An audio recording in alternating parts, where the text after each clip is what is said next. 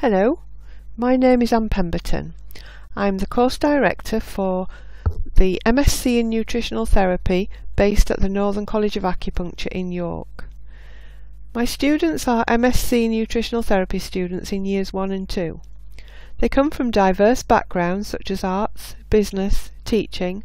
Some come from the caring professions, others come from IT.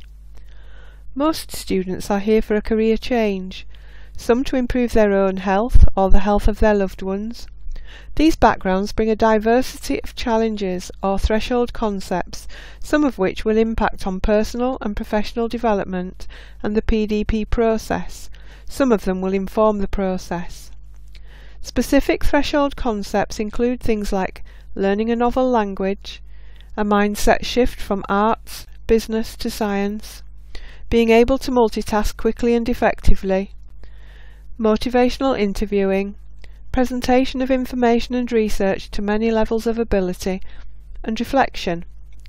Learning a completely new topic at MSc level can be a major challenge, and we only have 2 years to support our students to practitioner status.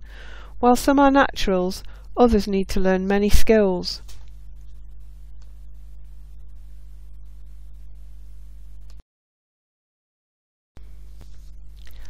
I am going to discuss how we as a college can improve the experience of our students undergoing the PDP process. The background to the concept of personal development. Why do we need this at all? When you consider the immense workload of our students on practitioner courses at master's level, is this just not another waste of time? There's an immense amount of research in this area, so I will look at some of this to inform how I plan to take this forward in my own college. I will need to compare the experiences and perceptions of both parties to find the most appropriate use of resources and time, while providing value to the student and the tutor.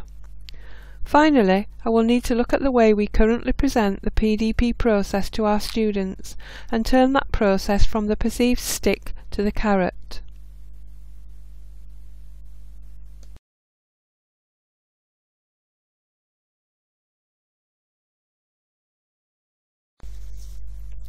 This slide shows the Quality Assurance Agency's definition of the purpose of a PDP to the student. The PDP is a structured and supported process undertaken by a learner to reflect on their own learning, performance and/or achievement, and to plan for their personal, educational and career development. It is an inclusive process that is open to all learners in the higher education provision. It's really a holistic view of the student. It's designed to be used with reflective models such as the Kolb cycle for effective learning. The PDP has been around for almost a decade now. Deering, 1997, recommended the provision of a progress file for all students in order to make their achievements more explicit and to support them to identify progress throughout lifelong learning. The government then made service providers responsible for this initiative, and by 2005 all higher education institutions were expected to produce a policy on personal development. In Chapter 4 of Fry et al. Teaching and Learning, the authors talk about students who can reflect well being far more successful. They also say that in the UK, students choose to give equal weighting to their studies and their paid work. They say that parallel work for pay reduces grades, progression and retention. So we do need strategies to ensure students make the most of the time they commit to study. The White Paper, The Future of Higher Education 2003, states that progress files should be used to enable learners to understand and reflect on the achievements and to present these achievements to employers and institution or other potential stakeholders. Used well, the PDP has the potential to fully engage the student and to promote deep learning. It should be seen as an integral part of the student experience, owned by the student and consistent. Used well, the PDP has a potential to fully engage the student and to promote deep learning. It should be seen as an integral part of the student experience, owned by the student and consistent with constructivist theory. It should be holistic in its approach, and calling upon academic, clinical and pastoral needs.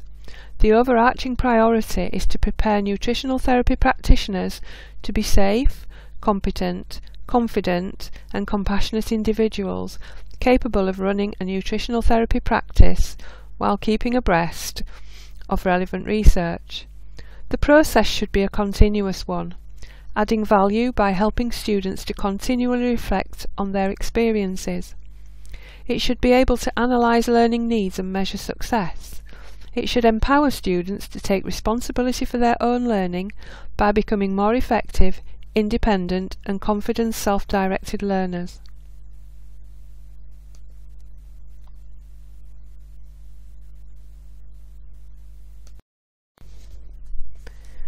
The concept of PDPs has been adopted within the health and social care disciplines very enthusiastically.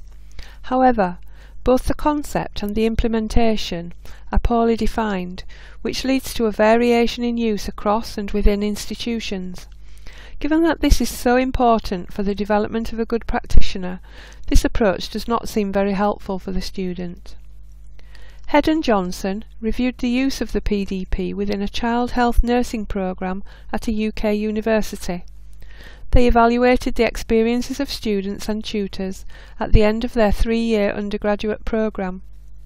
Using a mixed methods approach, 21 students and 5 tutors took part. The comments from students and tutors are referenced on this slide, and the others are concerns from my own college.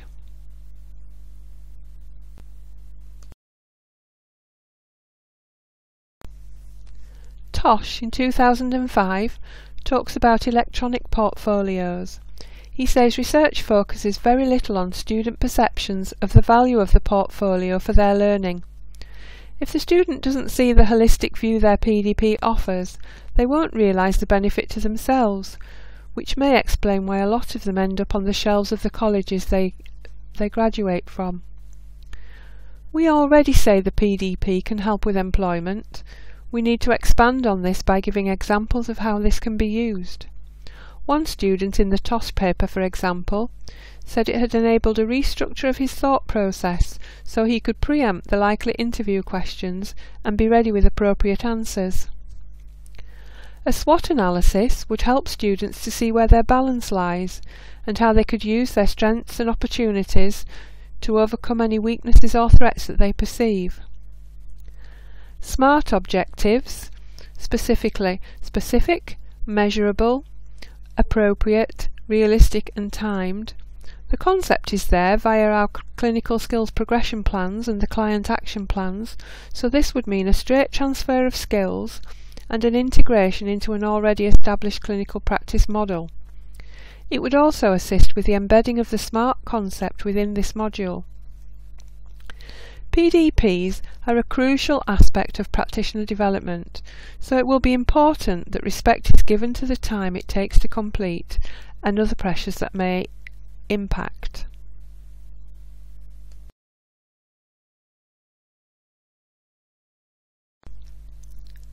A nice analogy for me is that my students come into college as rose seeds ready to sprout. We provide the food and protection from the elements to protect the new stems, but the student has to turn that into a flower. Reflection and personal development profiles are the stems that lift the flower to the sun.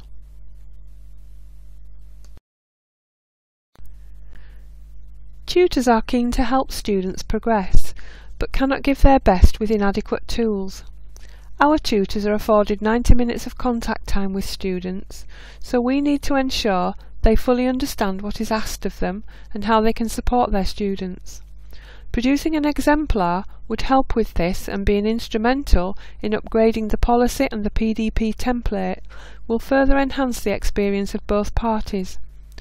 The PDP is a generic college item, so it would be beneficial to share best practice across all courses. We will add the PDP as an agenda item in our curriculum development meetings and involve all staff in the development of an updated PDP policy and document template. We could share our experience via presenting in the Sharing Best Practice slot at the NCA Staff Conference.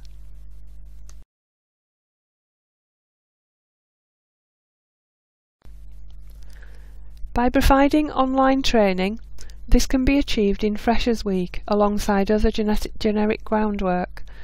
The PDP should be a contract with self that is fairly fluid in the sense that it changes as the student's needs and requirements change, including submission of the PDP within the clinical portfolio, linking specifically with the business plan in Year 2 via the SWOT analysis and SMART objectives should achieve a lot of our goal. And the criteria for success in the end will be that students will be happy with the process and provide positive end-of-year feedback on the whole process.